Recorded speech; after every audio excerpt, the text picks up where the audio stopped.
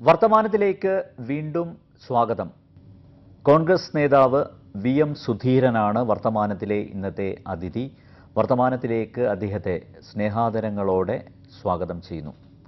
വർത്തമാനത്തിലേക്ക് സ്വാഗതം. ഒരു നീണ്ട ഇടവേളയ്ക്ക് ശേഷമാണ് താങ്കൾ വർത്തമാനം പറയാൻ എത്തുന്നത്. ലോക്സഭാ തെരഞ്ഞെടുപ്പിലും അതുപോലെ തദ്ദേശ സ്വയംഭരണ സ്ഥാപനങ്ങളിലേക്ക് നടന്ന തെരഞ്ഞെടുപ്പിലും കോൺഗ്രസ് നയിക്കുന്ന UDF വ്യക്തമായ ആധിപത്യം നേടുകയുണ്ടായി. നിയമസഭാ തെരഞ്ഞെടുപ്പിൽ ഈ വിജയം ആവർത്തിക്കാൻ സാധിക്കുമോ? നിയമസഭാ തെരഞ്ഞെടുപ്പിൽ വിജയമുണ്ടാകും എന്നുള്ള കാര്യത്തിൽ ഞങ്ങൾക്ക് വളരെ ശുഭാപ്തി വിശ്വാസമാണുള്ളത്.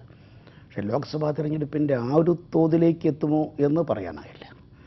അതിൽ നിന്നും കുറച്ച് വ്യത്യസ്തമാണ് കാര്യങ്ങൾ. എന്തുകൊണ്ടെന്നാൽ ലോക്സഭാ തെരഞ്ഞെടുപ്പിൽ ഇടതുമുന്നണി ആകെ ഒരു ഡിസിൻറ്റഗ്രേഷൻ്റെ പാതയിലായിരുന്നു. CPM-നകത്തുള്ള അന്തഛിദ്രം വളരെ പ്രകടമായിരുന്നു.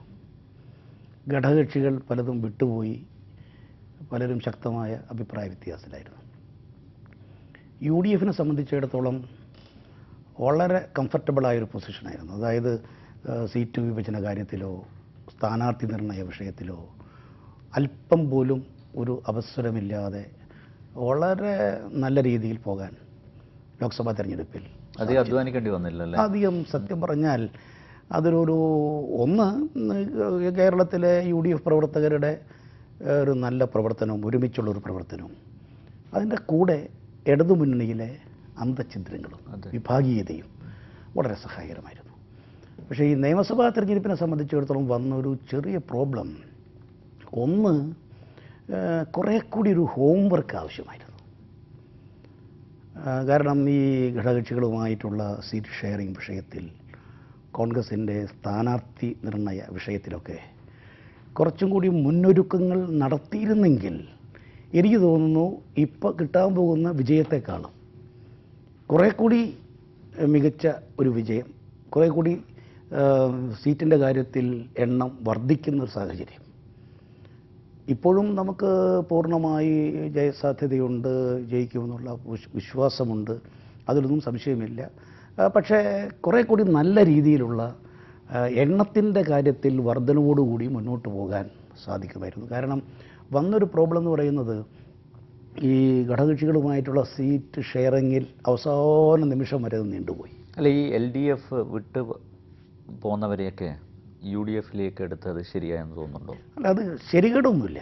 പക്ഷേ അത് സംബന്ധിച്ച് കൃത്യമായ ഒരു ധാരണ അന്നേ ഉണ്ടാക്കേണ്ടതായിരുന്നു. അതൊരു ഈ തെരഞ്ഞെടുപ്പ് ചർച്ചയുടെ അവസാന ഘട്ടത്തിലേക്ക് അത് നീങ്ങാൻ പാടില്ല. UDF-ലേക്ക് ഘടകകക്ഷികൾ പുതിയ ആളുകൾ വരുന്നതിൽ തെറ്റില്ല, വരേണ്ടതാണ്. UDF-ൻ്റെ ബേസ് വിപുലമാകേണ്ടത് ആവശ്യമാണ്. പക്ഷേ ഇവരെയൊക്കെ അക്കോമഡേറ്റ് ചെയ്തുകൊണ്ട് കോൺഗ്രസിന് പോലും അല്ല, അക്കോമഡേറ്റ് ചെയ്യാന്ന് പറയുന്നത് ചെറിയ കാര്യമല്ല. അത് വരുമ്പോൾ അതിനെ സംബന്ധിച്ചൊരു കൃത്യമായ കാഴ്ചപ്പാട് അന്നേ ഉണ്ടാകുമായിരുന്നെങ്കിൽ നന്നായിരുന്നു. അത് അവർക്കും ആ ധാരണ എത്രത്തോളം ആവാം, എവിടം വരെ പോകാം, എങ്ങനെയാകാമെന്നുള്ളൊരു ഒരു കൃത്യത വരുത്തിയിരുന്നെങ്കിൽ ഈ അവസാന ഘട്ടത്തിൽ വന്ന ആശയക്കുഴപ്പങ്ങൾ പലതും ഒഴിവാക്കാൻ സാധിക്കുമായിരുന്നു. അല്ല, ഈ പുതിയ കക്ഷികൾ വരാതെ തന്നെ കോൺഗ്രസ്സിന് ജയിച്ചു കയറാവുന്ന ഈസിയായിട്ട് ഒരു ഈസി വാക്ക് ഓവർ, അങ്ങനെ ഒരു ഒരു സ്റ്റേജ് ആയിരുന്നല്ലോ ഉണ്ടായിരുന്നത്. അതായത് ഘടകകക്ഷികൾ വരുന്നതിന് മുമ്പ് 100 അല്ലെങ്കിൽ 110 സീറ്റുകളെങ്കിലും നേടും എന്നുള്ള ഒരു ആത്മവിശ്വാസത്തിലായിരുന്നല്ലോ കോൺഗ്രസ്. പിന്നെ ഇതൊക്കെ വന്നപ്പോൾ അല്ലേ കുറേ കൂടെ കോംപ്ലിക്കേഷൻ ഉണ്ടായി? അല്ല, അതിനകത്തൊരു കാര്യമുണ്ട്. ഈ പാർലമെൻറ്റ് തെരഞ്ഞെടുപ്പിലും ഈ ഘടകകക്ഷികളുടെ വരവ് മലബാർ മേഖലയിൽ കുറേ പ്രയോജനം ചെയ്തിട്ടുണ്ട്. അപ്പോൾ ഘടകകക്ഷികൾ വന്നത് നന്നായി. സോഷ്യലിസ്റ്റ് ജനതയുടെ സാന്നിധ്യം വളരെ ഗുണകരമായിട്ടുണ്ട്. ഇപ്പോൾ വടകര സീറ്റ്, കോഴിക്കോട് സീറ്റ്, ശരിയാണ്, ആ സീറ്റുകളിലൊക്കെ വിജയത്തിൽ അവരുടേതായ കോൺട്രിബ്യൂഷൻസ് ഉണ്ട്. പക്ഷെ അതേ സമയത്ത് എൻ്റെ അഭിപ്രായം അത് ഞാൻ എടുത്തു പറയുന്നത്, അന്നേ തന്നെ അവരുമായി സീറ്റ് ഷെയറിംഗ് സംബന്ധിച്ച് ഒരു കൃത്യത വരുത്തിയിരുന്നെങ്കിൽ ഈ തെരഞ്ഞെടുപ്പിൻ്റെ ഒരു ഘട്ടം വരെ ആ ചർച്ച നീണ്ടുപോകുമായിരുന്നില്ല. താങ്കൾ എല്ലാ കാര്യത്തിലും വളരെ ഓപ്പണായിട്ടുള്ള അഭിപ്രായം പറയുന്ന ഒരു വ്യക്തിയാണ്. KPCC യോഗത്തിൽ ഇത്തരം ആശങ്കയൊക്കെ താങ്കൾ രേഖപ്പെടുത്തി? തീർച്ചയായിട്ടും. പ്രത്യേകിച്ചും തെരഞ്ഞെടുപ്പിനെ സംബന്ധിച്ച് അത് KPCC എക്സിക്യൂട്ടീവ് നമ്മുടെ അങ്ങനെ ഇടയ്ക്കിടയ്ക്ക് കൂടാറില്ലല്ലോ. പക്ഷേ കൂടിയ സന്ദർഭത്തിൽ ഏറ്റവും അവസാനം ഈ അസംബ്ലി തെരഞ്ഞെടുപ്പിനെ കുറിച്ച് വിലയിരുത്തുന്നതിന് വേണ്ടി കഴിഞ്ഞ മാർച്ച് 4-ന് കോഴിക്കോട് ചേർന്ന എക്സിക്യൂട്ടീവിൽ ഈ ഘടകകക്ഷികളുമായിട്ടുള്ള സീറ്റ് ഷെയറിംഗ് വിഷയങ്ങൾ, നമ്മുടെ സ്ഥാനാർത്ഥി നിർണ്ണയങ്ങൾ, കോൺഗ്രസിൻ്റെ സ്ഥാനാർത്ഥി നിർണ്ണയങ്ങൾ, അതൊക്കെ വളരെ വേഗത്തിൽ പൂർത്തീകരിക്കണം. നീണ്ടുപോകുന്നത് നമുക്ക് ഗുണകരമല്ല എന്നുള്ള സൂചന നൽകിയിരുന്നു. LDFന് ഇതൊക്കെ അഡ്വാൻറ്റേജ് ആയി എന്ന് വിശ്വസിക്കുന്നുണ്ട് പൂർണ്ണമായിട്ടും, അല്ലേ? അങ്ങനെ വലിയ അഡ്വാൻറ്റേജ് വന്നിട്ടുണ്ട് വൻ സാധ്യതയില്ല അവരെ സംബന്ധിച്ചിടത്തോളം. കാരണം ഈ വിഭാഗീയത അവരിപ്പോഴും പിന്തുടരുന്നുണ്ട്. അവർ വിഭാഗീയത ഇല്ല എന്ന് വരുത്താൻ ശ്രമം നടന്നു. ഇപ്പോൾ VS സ്ഥാനാർത്ഥിയായി വന്നതിന് ശേഷം VSനെ അംഗീകരിച്ചുകൊണ്ട് ഇടതുമുന്നണിയിലെ എല്ലാ സ്ഥാനാർത്ഥികളും ഒരുമിച്ച് പോകുന്ന ഒരു ചിത്രം ജനങ്ങളുടെ മുമ്പിൽ അവതരിപ്പിക്കാനാണ് അവർ ശ്രമിച്ചത്.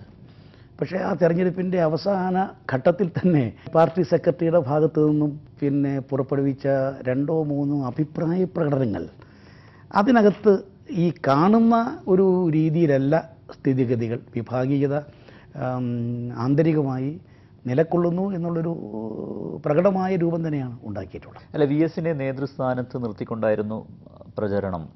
അതവർക്ക് ഗുണം ചെയ്തു?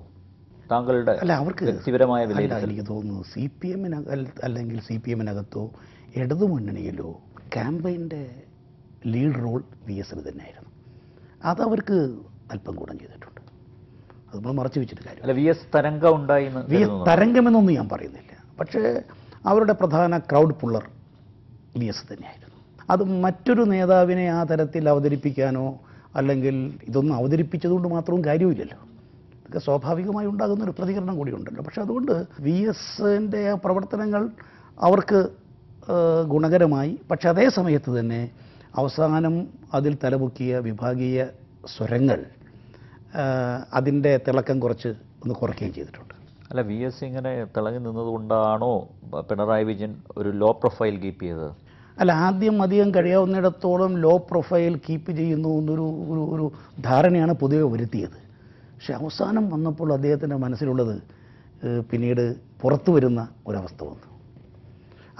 അതിനകത്ത് കാര്യങ്ങൾ അത്ര സുഗമമല്ല എന്നൊരു ധാരണ വളർത്താൻ ഇടവരുത്തിയിട്ടുണ്ട്. അല്ല, എങ്കിലും ഇടതുമുന്നണി സർക്കാരിൻ്റെ നേട്ടങ്ങൾ ഉയർത്തിപ്പിടിച്ചുകൊണ്ടായിരുന്നല്ലോ VS അല്ല ഒരു കാര്യം പ്രചരണം നടത്തിയത്. ഈ പ്രചരണത്തെ സംബന്ധിച്ച് എനിക്ക് വ്യത്യസ്ത അഭിപ്രായമുണ്ട്.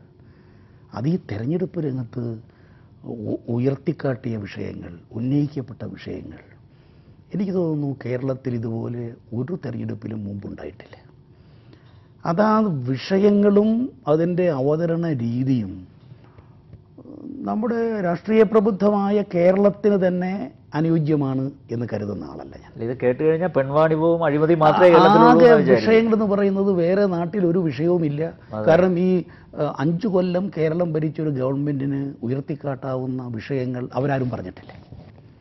അല്ലെങ്കിൽ ഇനി എടുക്കാൻ പോകുന്ന നടപടികളെ സംബന്ധിച്ചിടത്തോളം കേരളത്തിൻ്റെ ഡെവലപ്മെൻറ്റ് അല്ലെങ്കിൽ കേരള സമൂഹത്തിൻ്റെ മുന്നോട്ടുള്ള പ്രയാണം, അത് എന്തൊക്കെ വേണം, ഭാവിയിൽ എന്തൊക്കെ വേണം, അതേ സംബന്ധിച്ചിടത്തോളം ഒരു കാഴ്ചപ്പാടുണ്ടായിട്ടില്ല.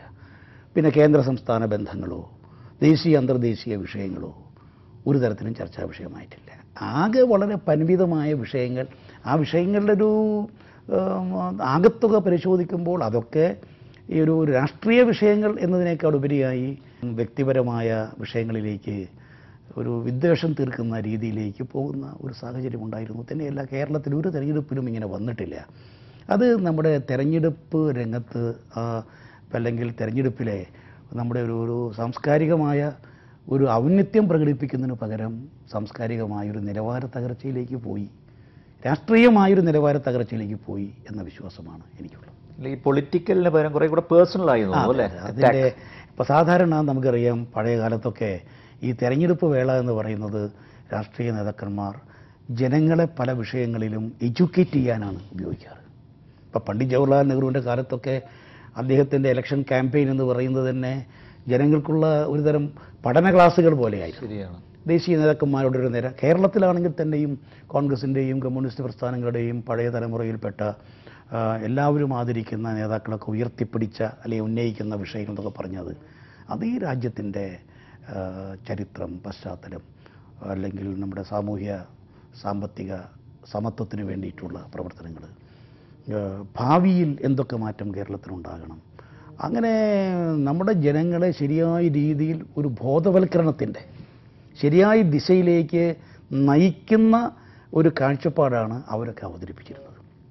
ആ ഒരു സാഹചര്യത്തിൽ നിന്നും വളരെ വളരെ വളരെ ചുരുങ്ങി ഈ തലം വരെ എത്തി എന്നുള്ളത് കേരള രാഷ്ട്രീയത്തെ സംബന്ധിച്ചിടത്തോളം ഒരു ശുഭകരമായ കാര്യമായി കാണാനാവില്ല. ഇതിനൊരു മാറ്റം വരേണ്ടത്, ഈ രീതിക്കൊരു മാറ്റം വരേണ്ടത് ആവശ്യമാണ്.